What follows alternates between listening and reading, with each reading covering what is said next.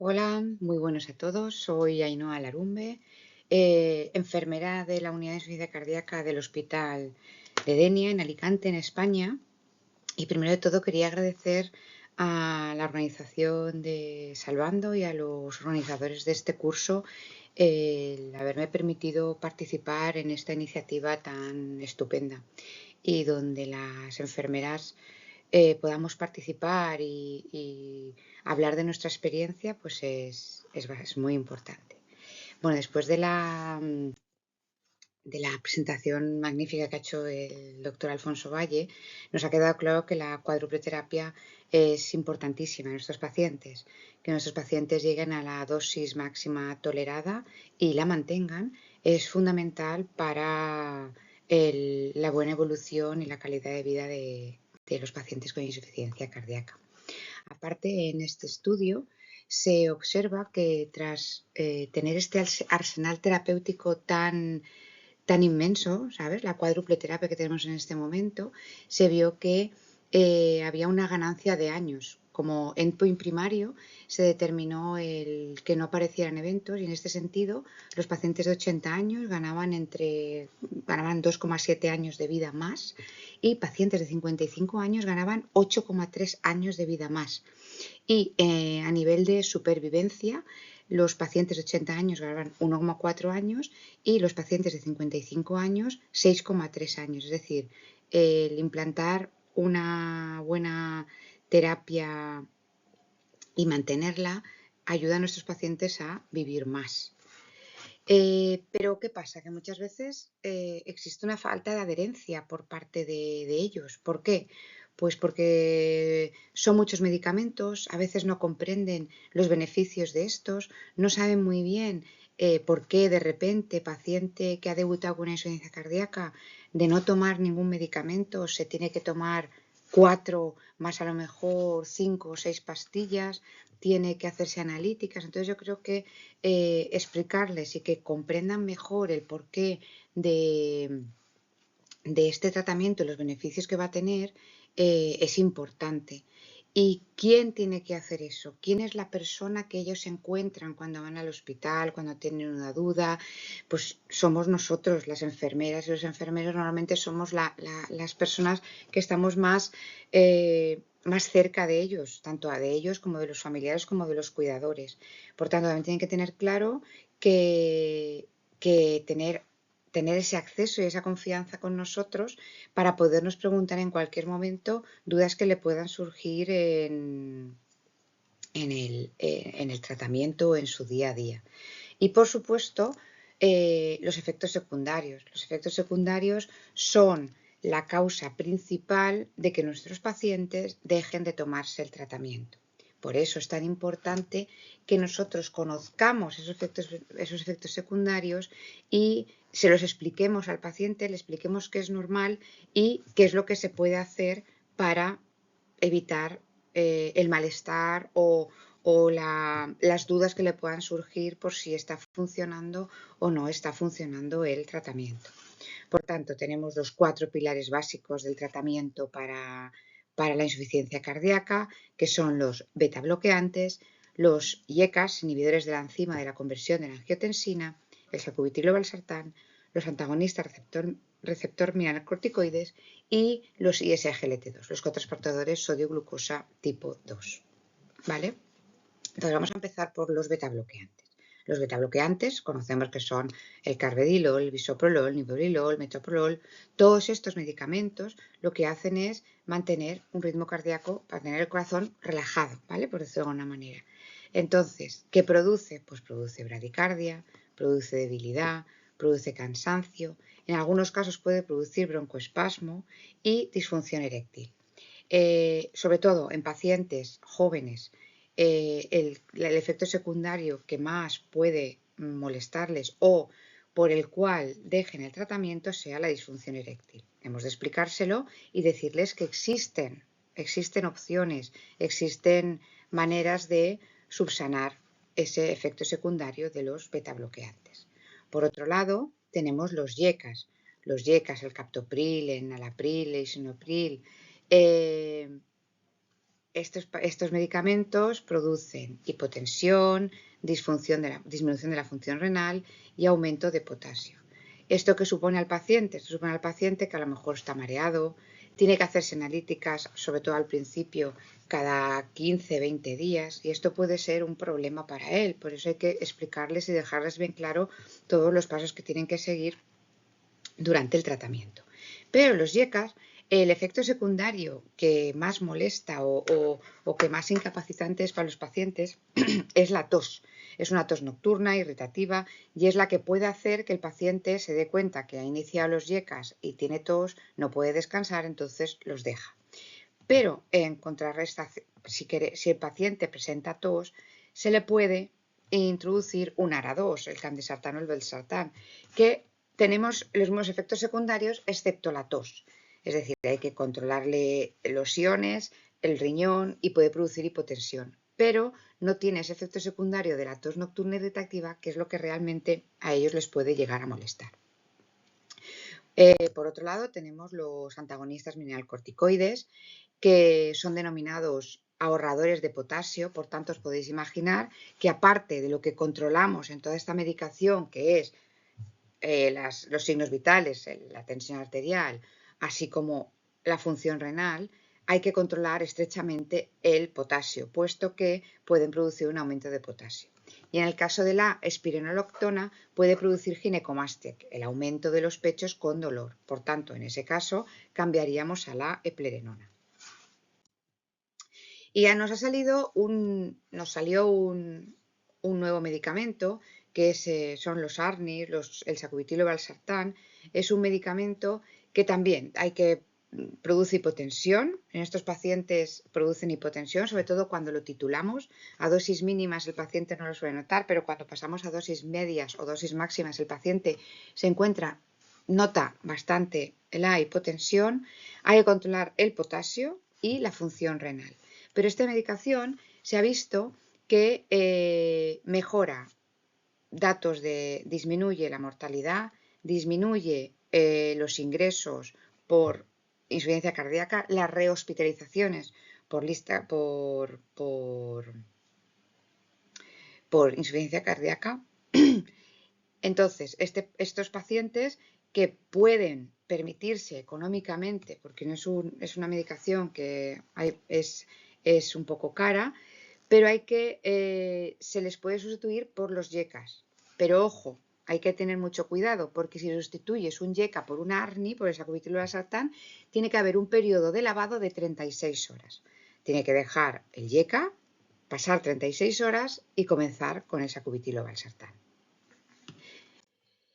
Y los ISGLT2. Los ISGLT2, la empaglifosina y la dapaglifosina, han llegado para quedarse. Ha llegado el último, pero se ha visto que los beneficios de esta medicación son estupendos. ¿Por qué? Porque así como toda la medicación que estamos hablando hay que hacer analíticas, controlar los signos vitales, los ISGLT2 no producen hipotensión, no producen alteración de la función renal y tampoco aumentan el potasio. El único efecto secundario que hay que tener en cuenta o hay que comentarle al paciente cuando empieza con los ISGLT2 es que puede producir infecciones del tracto urinario y de los genitales. Por tanto, esas son cosas que tenemos que tener en cuenta y en caso de que sean unas infecciones de repetición, pues tal vez eliminar los ISGLT2 del tratamiento. Pero es en un tanto por cien bastante bajo. Y hemos hablado siempre de la cuadroterapia, de los 4 pilares básicos, pero nos ha aparecido un nuevo invitado. O sea que me imagino que de aquí a nada estaremos hablando de la quíntuple terapia, que es el vericiguat. El vericiguat estimula la guanilato ciclasa y se ha estudiado con mucha seguridad en pacientes con insuficiencia cardíaca y fracción de eyección reducida. ¿Qué pacientes pueden tomar esta medicación? Pues aquellos que tienen filtrados menores o iguales de 15, daros cuenta, y con tensiones tienen que estar como mínimo en 90 milímetros de mercurio. En el estudio Victoria, el vericiguat redujo significativamente los episodios de primera hospitalización por insuficiencia cardíaca o muerte por causa cardiovascular. En este estudio los pacientes que participaron eran pacientes con bastante sintomatología de insuficiencia cardíaca y péptidos natriuréticos bastante elevados. Pero se vio que el perfil de seguridad y los resultados en relación con otros estudios como el Paradigm, el Reduce, eran bastante buenos. ¿De acuerdo? Ahora se van a hacer otros estudios para probarlo en pacientes no tan sintomáticos y veremos resultados. Pero únicamente esta medicación, lo que hay que tener en cuenta es que a la hora de titular, hay que tener cuidado con la titulación porque sí que cuando el paciente ya está muy sintomático y es un paciente con una IC un poco avanzada, sí que reduce bastante la tensión y hay que tener cuidado, igual no se puede llegar a la dosis máxima, podemos quedarnos en dosis mínimas. Desde mi experiencia os cuento esto.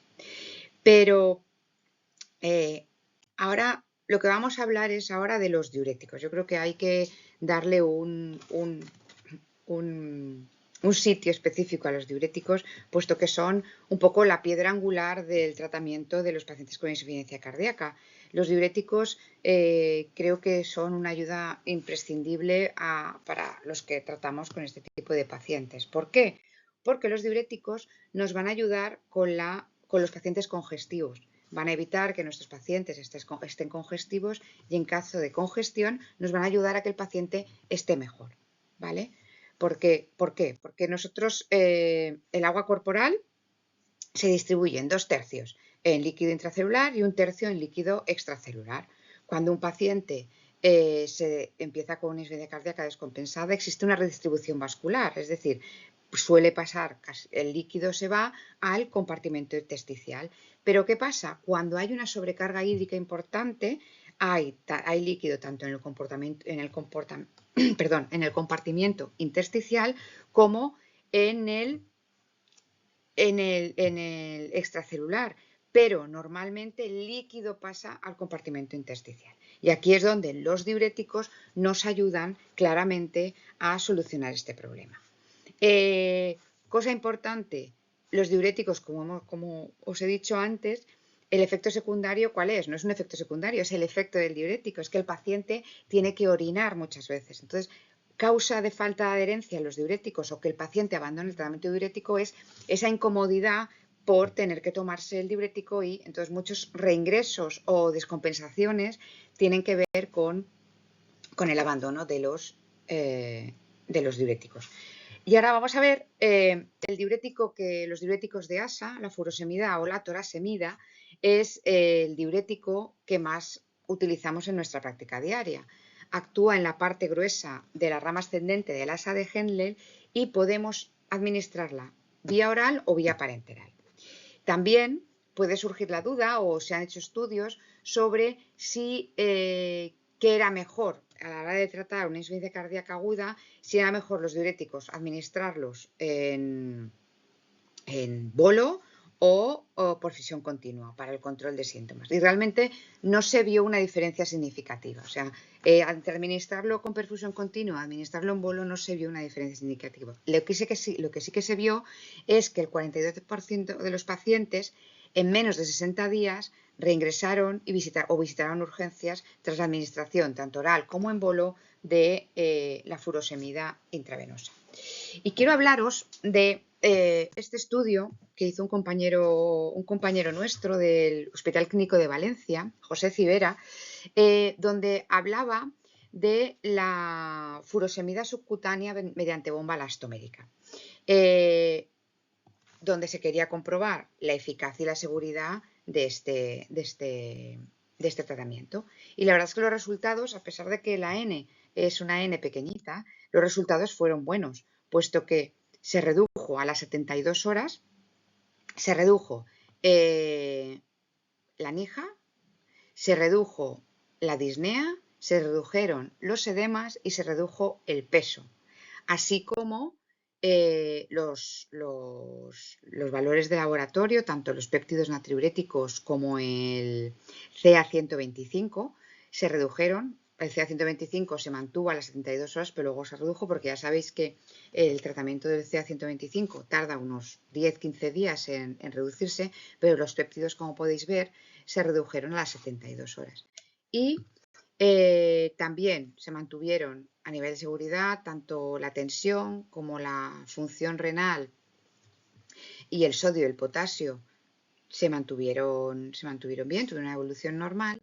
Y el sodio en orina, que es lo que ahora se está comprobando para ver si existe resistencia diurética, se vio que el sodio en orina también se mantuvo. Para comprobar el sodio en orina es en una muestra aislada, si el sodio en orina está mayor de 100, se mantendrá la misma dosis. Si el sodio en orina está entre 50 y 100, habrá que considerar subir o no la dosis, y si el sodio en orina está por debajo de 50 hay que doblar la dosis porque no está haciendo efecto.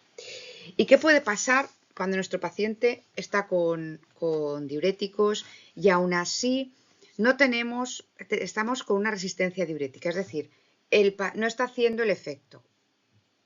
No está haciendo el efecto, estamos con dosis de torasemida, de furosemida, y no está haciendo efecto. Entonces, una opción es, la opción es realizar el bloqueo secuencial de la nefrona. Es decir, nosotros empezamos en primer lugar, con los diuréticos de ASA, que ya hemos dicho que actúan en la rama ascendente del ASA de Henle, y la asociación que normalmente suele funcionar mejor y que se usa más a menudo es asociarlo con una tiacida, que actúa en el inicio del túbulo distal de la nefrona. Esa asociación suele funcionar muy bien y suele ayudar al paciente a vencer esa resistencia diurética. Pero ¿qué pasa? Que muchas veces necesitamos una tercera ayuda, que sería incluir la acetazolamida, que actúa en el túbulo contorneado proximal. O incluso podemos incluir los antagonistas mineralcorticoides a dosis diuréticas, que es una dosis de 100. ¿De acuerdo? Y también, por último, o como una ayuda más, podríamos incluir el tolvaptan. El tolvaptan lo que hace es reducir la reabsorción de agua y ayuda a que estos pacientes no acumulen líquidos, y bloqueando en diferentes sitios de la nefrona vemos que la efectividad diurética es mucho mayor. ¿De acuerdo? Y un poco ya para enlazar con el tema que vais a ver después, quería comentaros el tema de la titulación de fármacos, porque hay un poco de si enfermería puede titular fármacos, enfermería no puede titular fármacos. Bueno, pues en España se diseñó un estudio, el estudio TIFIC, que no sé si habréis oído hablar de él, en el cual lo que se hizo fue 20 hospitales con pacientes con fiebre reducida, con una NIJA 2-3 y con debut de IC, y con un seguimiento durante 4 meses, fueron 320 pacientes, se hizo una comparativa. O sea, la titulación la realizaba la enfermera especialista en insuficiencia cardíaca, o una gestora de casos, o una enfermera de práctica avanzada, y siempre tenía acceso a el cardiólogo, ¿de acuerdo? Entonces, los resultados fueron muy esperanzadores y fueron muy buenos, porque se vio que no solamente podíamos titular igual o llegábamos a dosis máximas igual que el cardiólogo, sino que en el caso de los beta bloqueantes y en el caso de los YECAS, titulábamos más y mejor que los cardiólogos, también porque el número de visitas era mayor. Es decir, nosotros tenemos lo que hablábamos en un principio, tenemos más accesibilidad al paciente, el paciente puede venir más, sí, podemos más que a lo mejor el cardiólogo. Pues con todo esto, ya para finalizar, esta imagen me gusta mucho porque yo creo que representa muy bien lo que las enfermeras podemos hacer en la insuficiencia cardíaca. Delante veis un barco pequeñín y detrás veis un crucero, ¿verdad? Pues bueno, el de delante es el Titanic, que todo el mundo decía que era el barco mejor, que mejor iba a funcionar, que nunca iba a haber otro mejor, y detrás está un crucero de los de que actualmente cruzan los mares. Pues yo creo que la enfermería es un poco así. Y la enfermería con insuficiencia cardíaca es un poco así. Tenemos que dejar un poco de ser Titanics y pasar a ser cruceros y ponernos y demostrar que somos capaces de manejar un paciente con insuficiencia cardíaca, manejar su medicación y hacer que su supervivencia y su calidad de vida sea mejor. Muchísimas gracias. Si tenéis cualquier duda o cualquier cosa, ya sabéis dónde localizarme. Un placer.